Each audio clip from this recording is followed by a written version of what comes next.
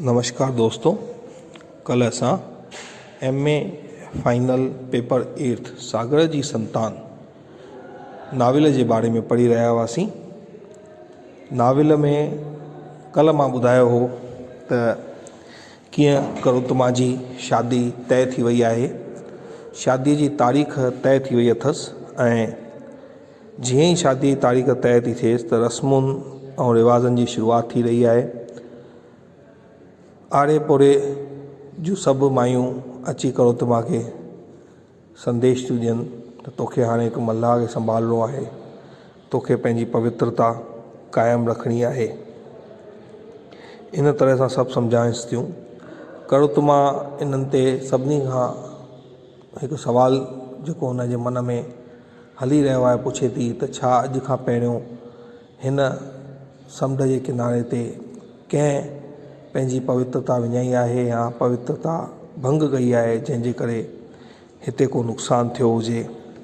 त हिकु नीलमा जेकी बुज़ुर्ग महिला आहे उन खां इहो सुवालु पुछे थी त उहा चवेसि थी त हा, कंहिं समय में हिकु औरत ईअं ॿुधण में ईंदो आहे त काफ़ी समय अॻु हिकु औरत अहिड़ो कुझु कमु कयो जंहिंसां हुनजी पवित्रता नष्ट थी वई हुई ऐं समुंड तंहिं समय ज़मीन ते हली आयो ऐं समुंड जा मिड़ई घणई जानवर बि अची विया हुआ ऐं सभिनी खे खाई मारे छॾियो हुन।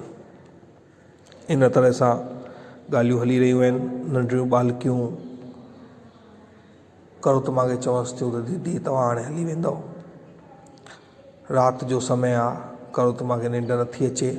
हूअ समुंड जे किनारे ते वञे थी ऐं उते पंहिंजे बालपण खे यादि थी करे त कीअं मां हिते नंढे खां वॾी थियसि ऐं कीअं मां हिते रांदि खेलींदी हुअसि, कीअं मां सिपूं ऐं शंख इकट्ठा कंदी हुअसि। इन तरह सां उनजा वीचार पिया था हलनि ऐं हाणे ॿिए किनारे ते वेंदसि पणिजी करे त कहिड़ा माण्हू हूंदा उते ऐं कीअं मां उते रहंदसि, छा उते बि अहिड़ो ई माहौल मिलंदो। इन्हनि वीचारनि में ई गुम थी वई आहे। इन खां पोइ शादीअ जो ॾींहुं अची थो वञे। दूल्हो बारात खणी अचे थो, उन सां गॾु कुझु ॿिया बि मर्द अथसि पर जाइफ़ां हिकु बि कोन अथसि। सभिनी खे इहो ॾिसी ॾाढो अचरज थो लॻे त हिन सां गॾु का बि जाइफ़ां कोन्हे, त न्याणीअ खे कीअं परणाए ॾिबो हिन सां ऐं करुतमा हिन सां गॾु पोइ कीअं वेंदी। सभिनी जे मन में इहो सुवालु उथी रहियो आहे पर केर बि कुझु ई कोन थो सघे। अंततः शादीअ जो वक़्तु अचे थो। घटवार रस्म रिवाज़नि मुताबिक़ घोट वारनि जे अॻियां मुनो सौ रखण जी पेशकश रखे थो त घोट सां गॾु जेके आयल माण्हू आहिनि इहो ॿुधी करे सभु हैरान था थी वञनि ऐं सभु पाण में चूं चपड़ करणु शुरू था करे छॾनि। चवनि था त मुनो सौ किथां ईंदो, तव्हांखे पहिरियों असांखां पुछणु खपंदो हो त छा असां इहो ॾियण लाइ तयारु आहियूं बि या न, तव्हांखे पहिरियों असांखां राय वठणु खपंदी हुई। घटवार खे वाक़ई में इहा पंहिंजी ग़लती जो अहसासु थो थिए त मूंखे उन्हनि खां पुछणु खपंदो। ख़ैर हू ॻाल्हि ठाहींदे चवे थो त मां सम्झंदमि त हेतिरो सुहिणी छोकिरी आहे ऐं सुठी छोकिरी आहे, इन लाइ मुनो सौ त का वॾी ॻाल्हि कोन्हे ऐं इन जो तव्हां दूल्हे वारनि लाइ बि का इहा वॾी ॻाल्हि न हूंदी, इन करे मां इहो रखण जी पेशकश कई आहे। ॻाल्हि ॾाढी वधी रही आहे। तंहिंखां पोइ सभिनी जो इहो इंतकाम थो थिए त छो न दूल्हे खां ई पुछिजे त छा उहो एतिरो पैसो ॾियण लाइ तयारु आहे। सभु दूल्हे खां पुछनि था।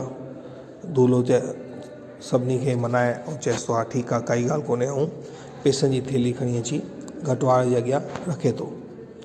घटवार हुन मां पंहिंजो टियों हिसो खणी करे बाक़ी पैसा चैंपनि खे ॾेई थो छॾे। रीतूं रस्मूं रिवाज़ सभु पूरा था थियनि। शादी निर्विघ्न थिए थी। शादीअ खां पोइ करुतमा जो विदाई जो समय अची रहियो आहे पर उन वक़्तु संदसि अम्मा चिकी जी तबियत अचानक ख़राबु थी वई आहे। उहा बेहोश थी किरी थी पए।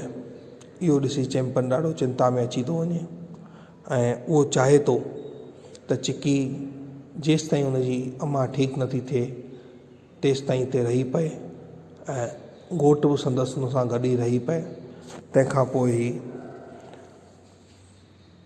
हितां वञण जी रस्म अदा कई वञे। इन ते सभु जेके घोटे तां आयल हुआ से एतिराज़ था वठनि ऐं चवनि था न असां छोकिरीअ खे हाणे ई वठी गॾु वेंदासीं। वॾियूं चवंसि थियूं त बाबा तव्हां पाण सां गॾु का छोकिरी बि कोन आंदी आहे, का ज़ाल बि कोन आंदी आहे, असां तव्हांखे छोकिरी कीअं ॾियूं। इन तरह सां बहस हली रही आहे त चैंपियन इन विच में घटवार खे निवेदन थो करे त मुंहिंजी ज़ाल जी तबियत ख़राबु थी रही आहे ऐं छोकिरीअ जे विरह में उहा वधीक दुखी थींदी त तूं महिरबानी करे को अहिड़ो कमु कर या सभिनी खे चओ त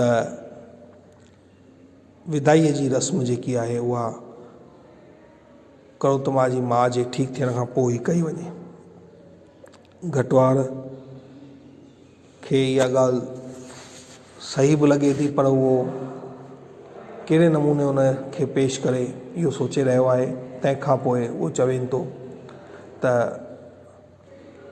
छाकाणि त तव्हां पाण सां गॾु का ज़ाल बि कोन आंदी आहे त छोकिरीअ खे मर्दनि सां गॾु मोकिलणु सही न आहे। तव्हां हिकु ॿ ॾींहं हिते रुकी करे तेसि ताईं हिन जी माता जी तबियत बि ठीकु थी वेंदी पोइ वञो। पर घोटे तां इहे नथा मञनि।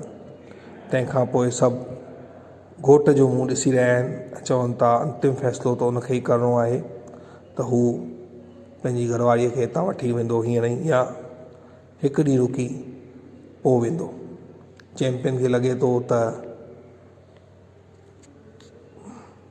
घोटु जेको आहे उहो सिधो आहे, उहो मञी वेंदो इहा ॻाल्हि।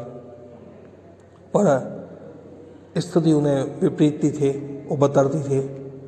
घोटु पंहिंजी घरवारीअ खे पाण सां गॾु हींअर ई वठी वञणु थो चाहे। इन ते घोटे तां सभु ख़ुशि था थियनि पर चैंपियन ॾाढो नाराज़ थो थिए। तंहिंखां पोइ सभु चवंसि था त हाणे छोकिरीअ खां पुछो वञे, करोतमा खां पुछो वञे त छा उहा हींअर वञणु थी चाहे पंहिंजी माउ खे अहिड़ी स्थितीअ में छॾे करे। सभु ॼणा करोतमा जे मुंहं खे था ॾिसनि। करोतमा अंदरि वञे थी, पंहिंजी माउ खे ॾिसी ॾाढो हुन सां चिंबड़ी करे रोए थी ऐं चवेसि थी त मां तोखे छॾे कोन वेंदमि। तंहिं ते चिकी चवेसि थी न बेटा तूं पंहिंजो घर वञी वसाए, मुंहिंजे करे मां तुंहिंजे घर में का बि अहिड़ी परेशानी नथी ॾिसणु चाहियां जंहिंजो तो ते को बुरो असरु थिए। माणस हुनखे मोकल थी ॾिए। उनखां पोइ उहा ॿाहिरि निकिरी ऐं चवेसि थी त मां हींअर ई वञणु थी चाहियां। चैंपियन खे इहो ॿुधी ॾाढो बुरो थो लॻे त छोकिरी बि असांजी न रही आहे। पोइ विछोड़े जी वेला अचे थी, विदाईअ जी वेला अचे थी। घोट ऐं कुंवार ॿई चैंपियन खे पेरे था पवनि पर चैंपियन जेको आहे उहो पेर पुठियां थो करे छॾे ऐं उन्हनि जे तरफ़ ॾाढो गुस्से सां निहारे थो, ॼण सॼो कसूर उन्हनि जो ई हुजे। इन खां पोइ सभु घोटे था अॻियां ऐं करोतमा पुठियां उन्हनि जे वञे थी। हिते ई हिन नाविल जो पहिरियों भाॻ ख़तमु थो थिए। हाणे सुभाणे पाण ॿियो भाॻ शुरू कंदासीं। अॼु एसि ताईं, महिरबानी, धन्यवाद।